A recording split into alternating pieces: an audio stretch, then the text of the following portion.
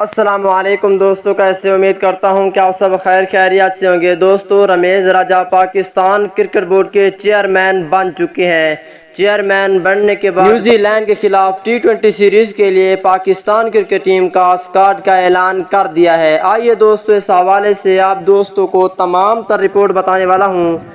دوستو، پاکستان ٹیم کے سچے اور پکے فینز ہیں تو اس ویڈیو کو لائک کریں، چینل کو سبسکرائب کریں، بیل آئیکن دبا کر آل پر لازمی کلک کر دینا ہے۔ تو دوستو، بڑھتے ہیں ویڈیو کی جانب اور آپ دوستوں کو بتاتے ہیں اس حوالے سے مکمل تفصیل اور پاکستان کرکٹ ٹیم کا ٹی20 سیریز کے لیے اسکواڈ۔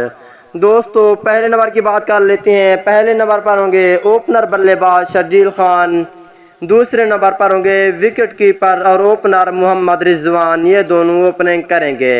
اگر تیسرے نمبر کی بات کر لیتے ہیں دوستو، نیوزی لینڈ کے خلاف ٹی20 سیریز کے لیے تیسرے نمبر پر ہوں گے کپتان بابر اعظم۔ رمیز راجہ کے اسکواڈ میں چوتھے نمبر پر ہوں گے پروفیسر محمد حافظ اور پانچویں نمبر پہ شعیب ملک کی بھی واپسی ہوگی۔ اگر چھٹے نمبر کی بات کر لیتے ہیں دوستو، چھٹے نمبر پر ہوں گے فخر زمان اور ساتویں نمبر پہ رکھا گیا ہے شعیب مقصود کو ٹی20 سیریز کے لیے، اور آٹھویں نمبر پر ہوں گے پاکستان ٹیم کے وائس کیپٹن شاداب خان۔ اگر نویں نمبر کی بات کر لیتے ہیں دوستو، رمیز راجہ کے اسکواڈ میں ٹی20 سیریز کے لیے نویں نمبر پر ہوں گے احمد وسیم اور 10ویں نمبر پہ رکھا گیا ہے پاکستان ٹیم کے سابق کپتان سرفراز احمد کو۔